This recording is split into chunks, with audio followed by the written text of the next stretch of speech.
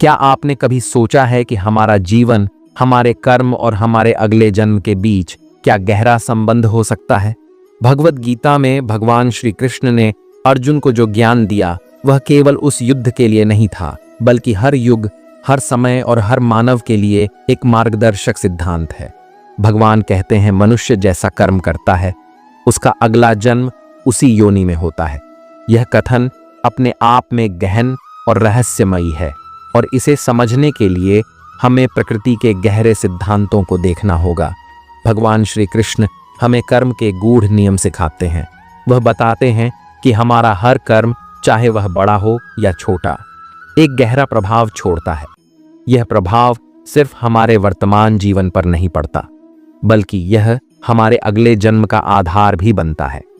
यह सिद्धांत केवल आध्यात्मिक दृष्टिकोण से ही नहीं, बल्कि आधुनिक विज्ञान की दृष्टि से भी देखा जा सकता है। आप इसे कर्म का कर्मा थ्योरी कह सकते हैं, जो यह समझाती है कि हर क्रिया की एक प्रतिक्रिया होती है। यह प्रतिक्रिया हमारे अगले जीवन की दिशा तय करती है। यदि कोई व्यक्ति अपने जीवन में दया, परोपकार और सत्य के मार्ग पर चलता है, तो वह अपने कर्मों के आधार पर एक उच्च योनि में जन्म लेता है। वहीं यदि कोई व्यक्ति क्रोध, हिंसा और छल का मार्ग अपनाता है, तो उसके कर्म उसे निम्न योनि में जन्म लेने के लिए विवश कर सकते हैं। इसे समझने के लिए आप प्रकृति के नियमों को देख सकते हैं। एक बीज जो आप बोते हैं, वही आपके भविष्य के वृक्ष को तय करता है। यदि आप अच्छे कर्मों का बीज बोएंगे, तो आपके जीवन का फल भी वैसा ही होगा। यहाँ यह भी समझना जरूरी है कि कर्म का यह सिद्धांत केवल सजा और इनाम के संदर्भ में नहीं है। यह आत्मा की यात्रा के विकास का मार्ग है। आत्मा तब तक अपनी यात्रा जारी रखती है जब तक वह पूर्ण शुद्धि और मुक्ति तक नहीं पहुंच जाती। इस यात्रा में आत्मा विभिन्न योनियों में जन्म लेती है, कभी मानव रूप में, कभी पशु रूप में और कभी दिव्य रूप में। यह सब इस बात पर निर्भर करता है कि उस आत्मा ने पिछले जन्मों में कैसे कर्म किए। भगवान श्री कृष्ण का यह ज्ञान हमें अपने कर्मों के प्रति जागरूक बनाता है। वे कहते हैं कि मनुष्य का जन्म इस सृष्टि में सबसे श्रेष्ठ योनि में हुआ है, क्योंकि मनुष्य के पास सोचने, समझने और अपने कर्मों को सुधारने का सामर्थ्य है। इसीलिए मानव जीवन को इतना मूल्यवान कहा गया है। यह हमें यह अवसर देता है कि हम अपने कर्मों के माध्यम से अपनी आत्मा को ऊंचाई तक ले जाएं। आधुनिक समय में जब लोग कर्म और पुनर्जन्म को एक रहस्य या काल्पनिक कहानी समझते हैं, तब भी यह ज्ञान हमारी आंतरिक सच्चाई से जुड़ा हुआ है। कई बार लोग कहते हैं कि कर्म का फल इसी जन्म में मिलता है, लेकिन सच यह है कि हर कर्म का असर सिर्फ इस जीवन तक सीमित नहीं होता। यह हमारे अगले जन्म की तैयारी भी करता है। यह सोचने वाली बात है कि क्यों कुछ लोग जन्म से ही धनवान, बुद्धिमान या सुंदर होते हैं, जबकि कुछ कठिनाइयों में जन्म लेते हैं। यह केवल भाग्य नहीं है, यह उनके पिछले कर्मों का परिणाम है। भगवान कृष्ण हमें यह भी बताते हैं कि मनुष्य के पास अपने कर्मों को बदलने की शक्ति है। यदि हम वर्तमान में अपने कर्म सुधारें, तो हम अपने अगले जन्म को भी बेहतर बना सकते हैं। यह एक चेतावनी भी है और एक प्रेरणा भी। इसलिए अपने कर्मों को हमेशा सोच समझकर करें। हर विचार, हर शब्द और हर कार्य का महत्व है। यह जान लें कि जो भी हम इस जीवन में करते हैं, वह हमारे साथ अगले जीवन तक जाता है। यह एक यात्रा है जो तब तक चलती है जब तक आत्मा परमात्मा में विलीन नहीं हो जाती, और यही ज्ञान हमें अपने जीवन का सच्चा उद्देश्य समझने की प्रेरणा देता है। तो क्या इसका मतलब यह है कि हम भाग्य के गुलाम हैं? नहीं, बिल्कुल नहीं। भगवान श्री कृष्ण ने भगवद गीता में स्पष्ट रूप से कहा है कि मनुष्य अपने भाग्य का निर्माता है। हमारे कर्म ही हमारा भाग्य लिखते हैं। यदि आज हम दुख या सुख का अनुभव कर रहे हैं, तो वह हमारे पूर्व जन्मों के कर्मों का परिणाम है। लेकिन वर्तमान में किए गए कर्म हमारे भविष्य को गढ़ सकते हैं। यह हमें जिम्मेदारी और स्वतंत्रता दोनों का एहसास कराता है। भगवान ने कहा है कि सच्चा ज्ञान वह है जो हमें यह समझने में मदद करे कि यह जीवन केवल भौतिक शरीर तक सीमित नहीं है। आत्मा अमर है, शरीर बदलता है, लेकिन आत्मा अपनी यात्रा में निरंतर आगे बढ़ती है। यही कारण है कि मृत्यु केवल एक परिवर्तन है, एक नए प्रारंभ का द्वार। और यह नया प्रारंभ कैसा होगा, ये हमारे कर्मों पर निर्भर करता है। अब सवाल उठता है कि हम अपने कर्मों को कैसे सुधारें। इसका उत्तर भी भगवान श्री कृष्ण ने गीता में दिया है। वे कहते हैं कि निस्वार्थ भाव से कर्म करना, किसी फल की इच्छा किए बिना कर्म करना और अपने सभी कर्मों को भगवान को समर्पित करना ही सच्चा मार्ग है। जब हम अपने कर्मों में ईश्वर का अंश देखते हैं तो वे कर्म पवित्र हो जाते हैं।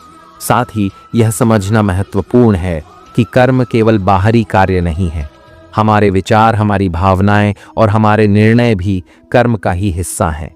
यदि हमारा मन क्रोध, ईर्ष्या या घृणा से भरा हुआ है तो यह भी नकारात्मक कर्म का हिस्सा बनता है।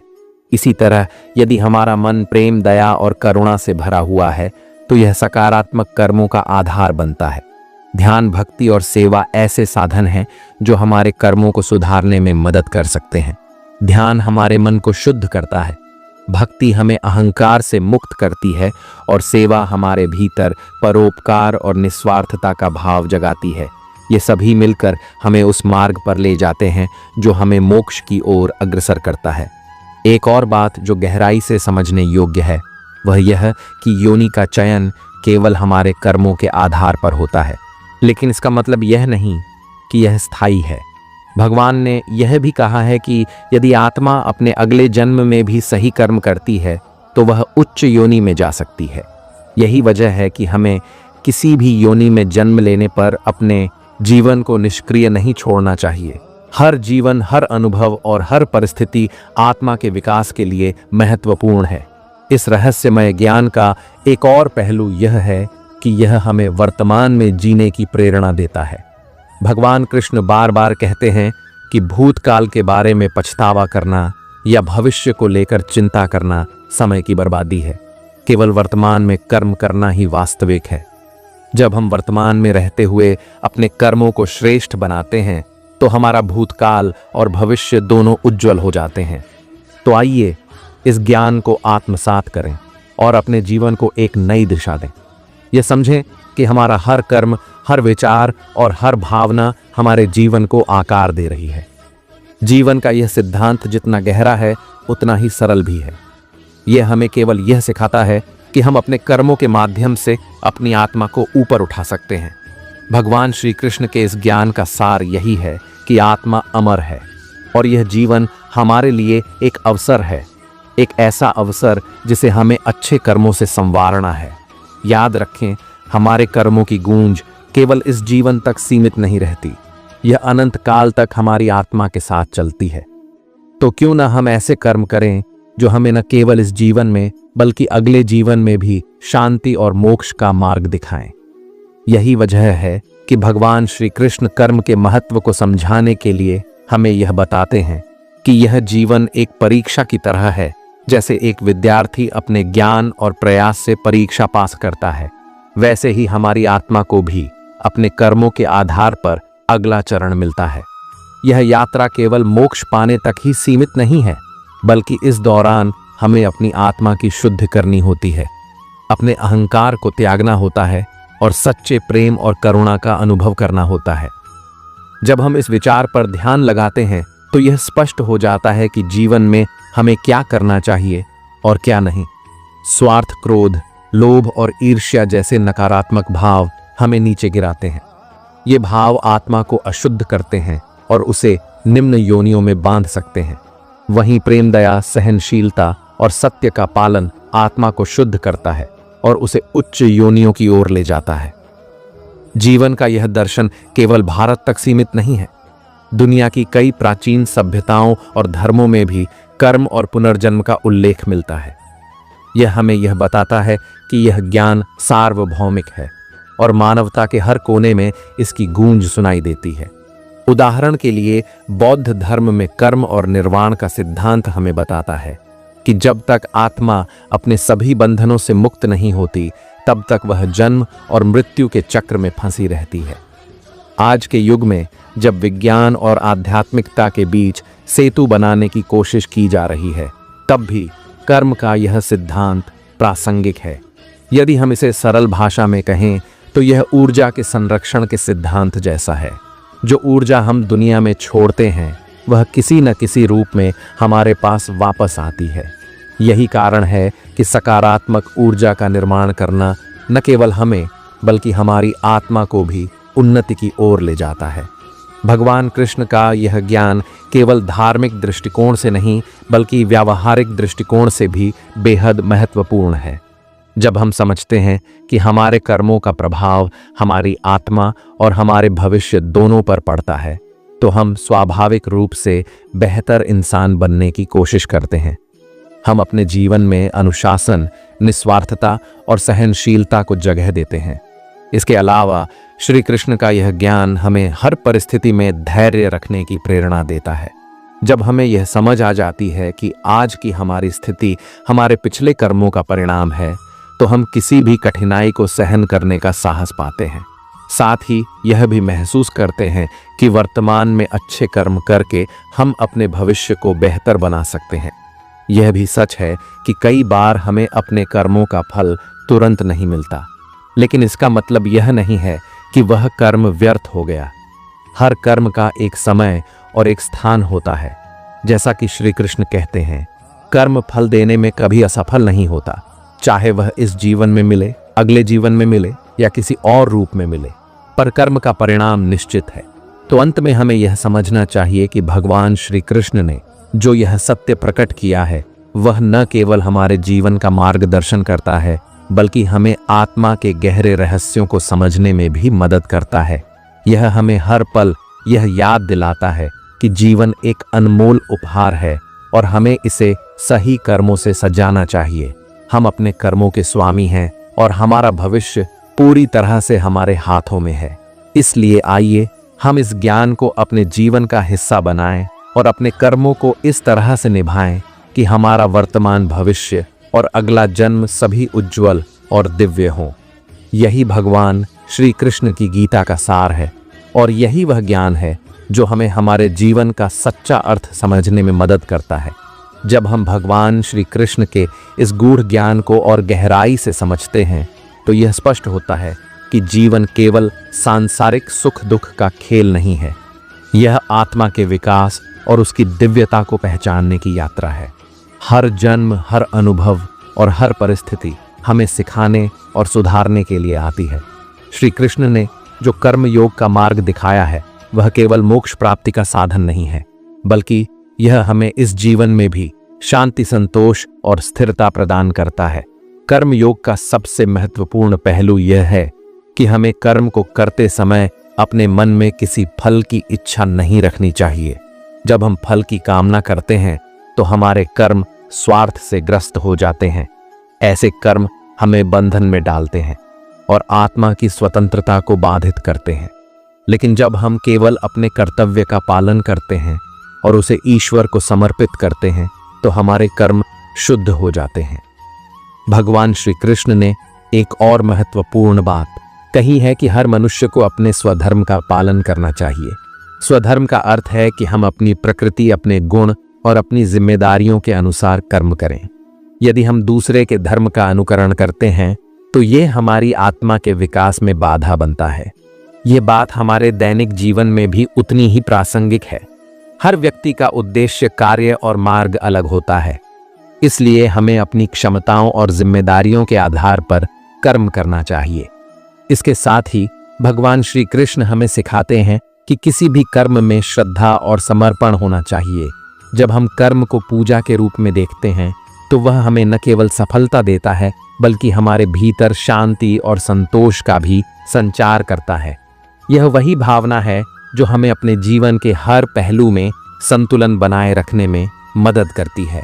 एक और गहराई से जुड़ी बात यह है कि भगवान कृष्ण हमें केवल कर्म करने के लिए नहीं कहते, बल्कि अपने कर्मों को धर्म और सत्य के मार्ग पर रखकर करने की प्रेरणा देते हैं।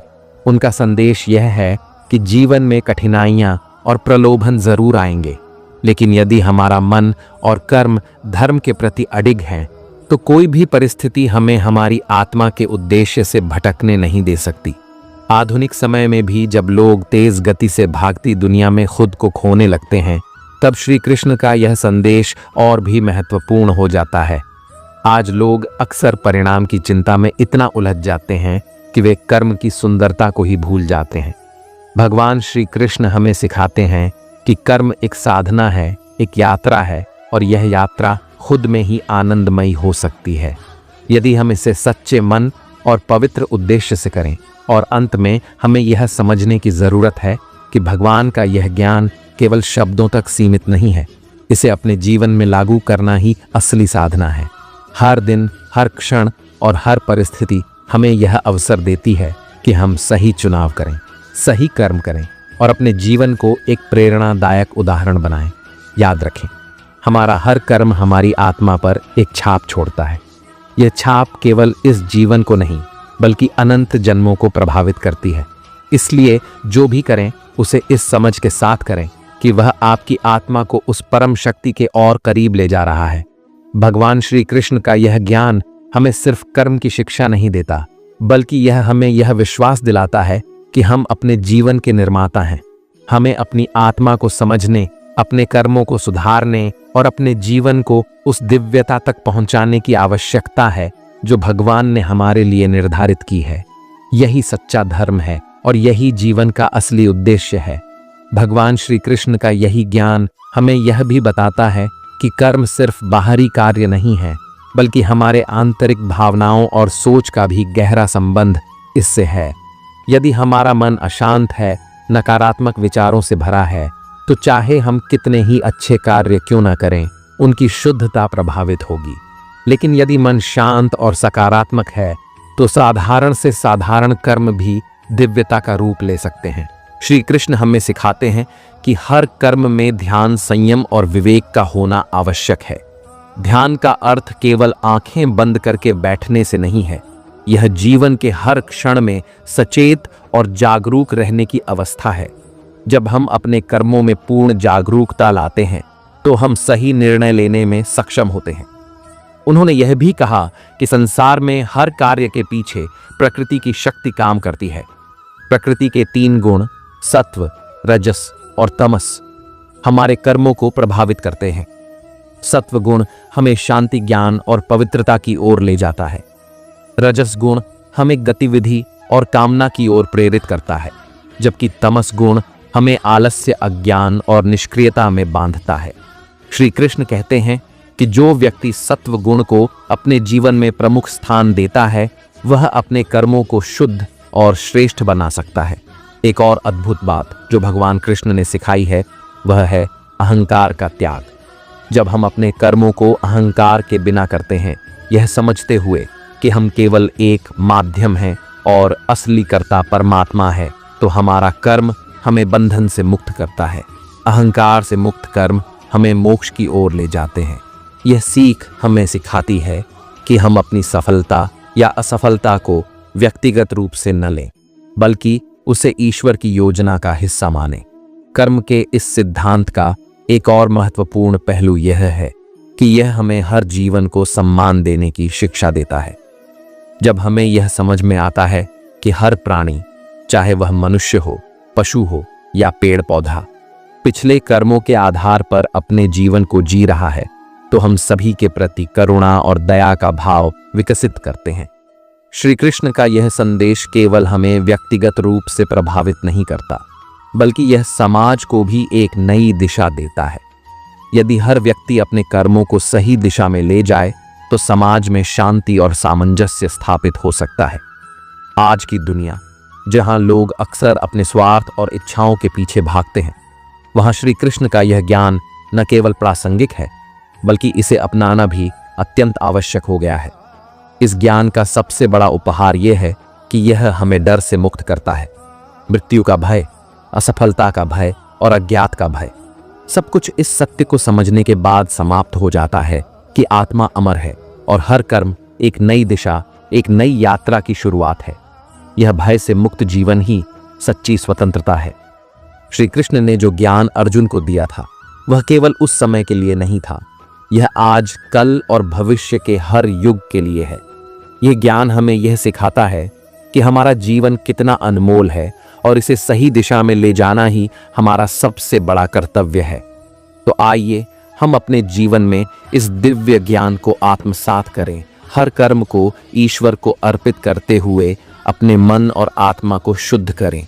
यह समझें कि हम अपने कर्मों से न केवल अपने जीवन को बदल सकते हैं, बल्कि अपनी आत्मा को उस परम सत्य के करीब भी ले जा सकते हैं। यही श्री कृष्ण का संदेश है, यही भगवद गीता का सार है और यही हमारे जीवन का वास्तविक उद्देश्य है। क्या आपने कभी सोचा है कि हमारे कर्मों का हमारे जीवन पर कितना गहरा प्रभाव पड़ता है? क्या यह सच है कि हमारा हर कर्म हमारे अगले जन्म की दिशा तय करता है? इन सवालों का उत्तर भगवान श्री कृष्ण ने महाभारत के युद्ध में अर्जुन को दिया था। भगवद गीता के गहन ज्ञान में उन्होंने जीवन, कर्म और आत्मा के रहस्यों को उजागर किया। उन्होंने बताया कि यह संसार एक कर्म भूमि है और यहाँ हर मनुष्य अपने कर्मों के आधार पर अपने जीवन की कहानी लिखता है।